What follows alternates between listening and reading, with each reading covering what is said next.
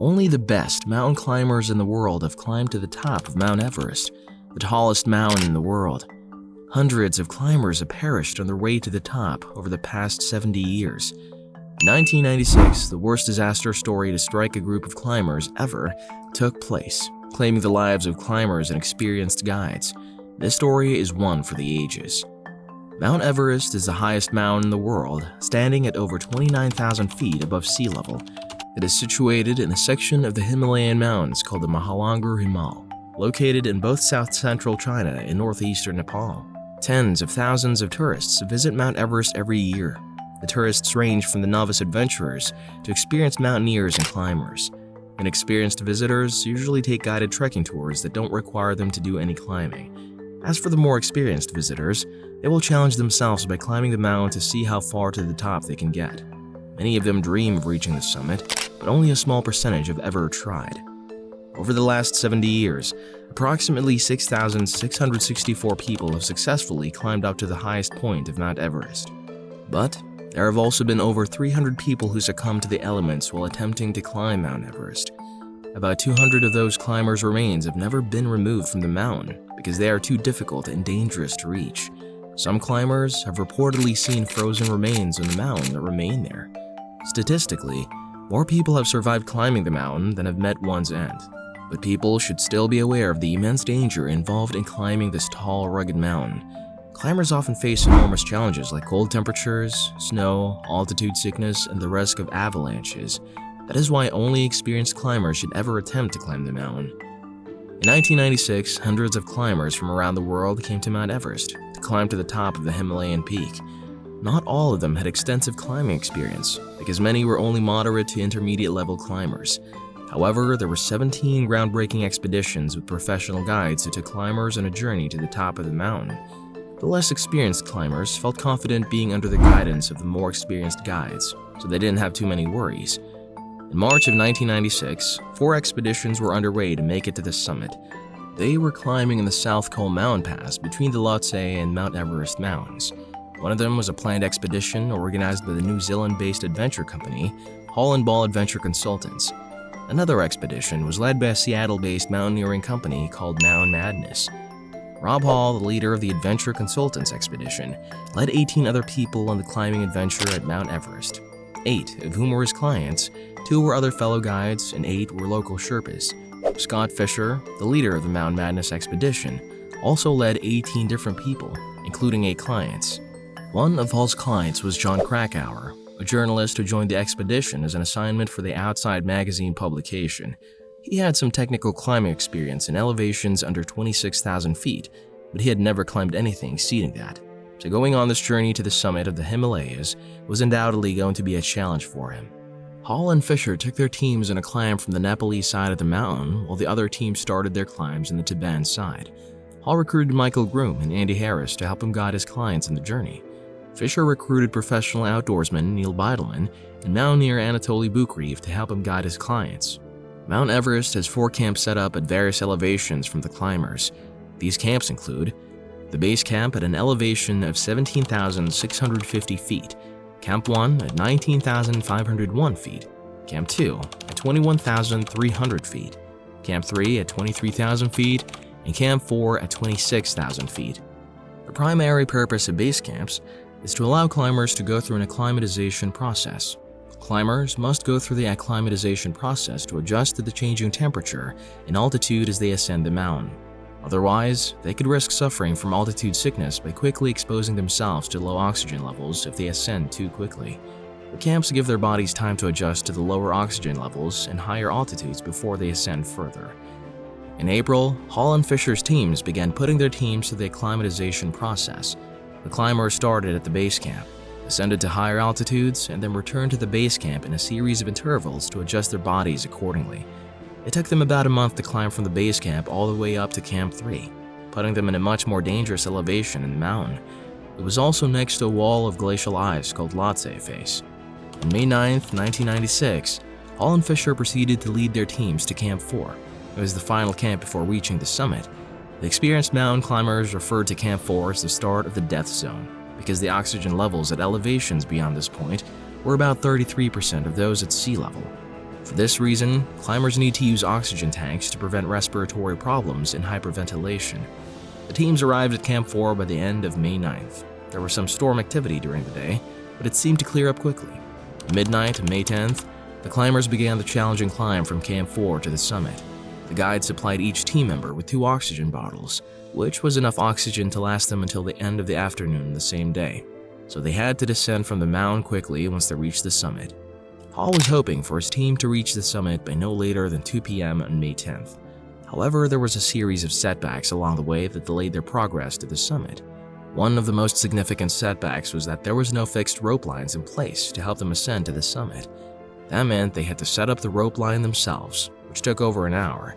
It also didn't help that many of the inexperienced climbers were much slower than the experienced guides, delaying their progress even further.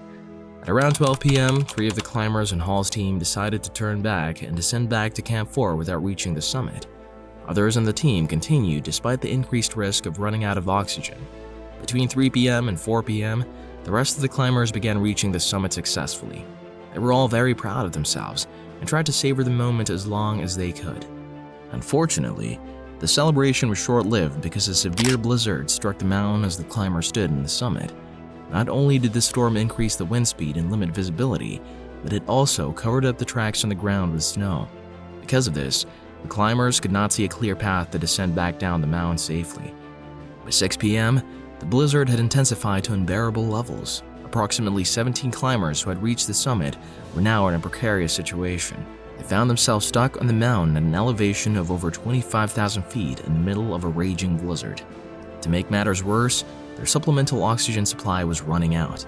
Hall had equipped himself with a satellite telephone that enabled him to contact the base camp and let them know that his team was still alive, but that one of his clients, Doug Hansen, had fallen unconscious. Hall stayed with Hansen at the summit while other climbers continued down the mountain. Those who descended made it within a few hundred feet of Camp 4 before the weather made it too difficult to continue. They decided to remain in their position until the storm passed. Meanwhile, Hall refused to abandon his unconscious friend Hansen at the summit. Another guide urged Hall to leave Hansen, but he refused to do so.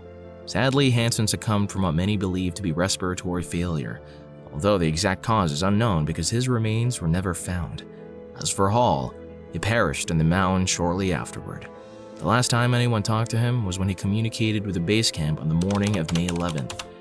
Another expedition team found his remains 12 days later. Fisher did not make it out alive either. A group of Sherpa climbers discovered Fisher about 1,200 feet away from Camp 4. At first, he was still alive, but was unconscious and hardly breathing. The Sherpas decided to leave him behind because they felt he could not be saved at that point. Anatoly Bukreev, another guide from Fisher's team, discovered Fisher's lifeless remains sometime later. The blizzard claimed the lives of 8 climbers on Mount Everest between May 10th and 11th. All of those who perished had tried to descend from the peak, but they never made it down alive again. The climbers that passed away include Rob Hall, Scott Fisher, Doug Hansen, Andrew Harris, Yasuko Namba, Subedar Tewang Smonla, Lance Naik Dorje Morup, Head Constable Tewang Paljor. Although hundreds of people have perished climbing Mount Everest over the last 7 decades, this May 10th incident is memorable because 8 climbers passed away during the same blizzard storm. It is the highest number of recorded climbers passing away on the mountain to ever occur within 24 hours. Many of the climbers, like Hall and Fisher, were experienced guides and expedition leaders. It just goes to show that even the most experienced and skilled climbers cannot always withstand the wrath of a deadly storm while climbing the highest mountain in the world. Nobody is invincible on Mount Everest. The good news is that not everyone passed away in the mountain during those 24 hours. Some made it back to Camp 4, and others were rescued on the mountain after the storm had cleared. 2 of the most notable survivors were Gao Mingho and Beck Weathers. Mingho was part of a Taiwanese expedition during the May 10th incident. Weathers was a client in Hall's expedition. Both men suffered injuries due to frostbite. Weathers needed amputations on half of his right arm, all the fingers on his left hand, and his nose. Doctors helped reconstruct his nose by transplanting tissue from his forehead and ear. Mingho needed amputations on his feet, nose, and fingers. Some of the other survivors were fortunate not to suffer severe injuries, such as Jon Krakauer. Krakauer wrote the book Into Thin Air, which documents the events of the May 10th incident based on his experiences. He was one of the few climbers to make it to the peak of the mountain and successfully make it back down alive. In his book, he described the journey to the summit as an intrinsically irrational act, a triumph of desire over sensibility. In other words, the climbers were so preoccupied with their goal of reaching the summit that they didn't stop to consider the enormous risk factor. Another revelation written in Krakauer's book is how Fisher told his guides not to carry supplemental oxygen, a likely reason why they could not assist other stranded climbers in their team. On the other hand, the limited oxygen supply was not the only challenge they faced, so there was no telling whether the climbers would have made it through if they had more oxygen with them. The frostbite and freezing temperatures would have likely claimed their lives anyway. Overall, the responsibility for safety fell on the shoulders of the two expedition leaders, Hall and Fisher. Critics believe they were too eager to make money guiding their clients in the mountain, so they didn't stop to consider the potentially bad weather and the inexperience of their clients.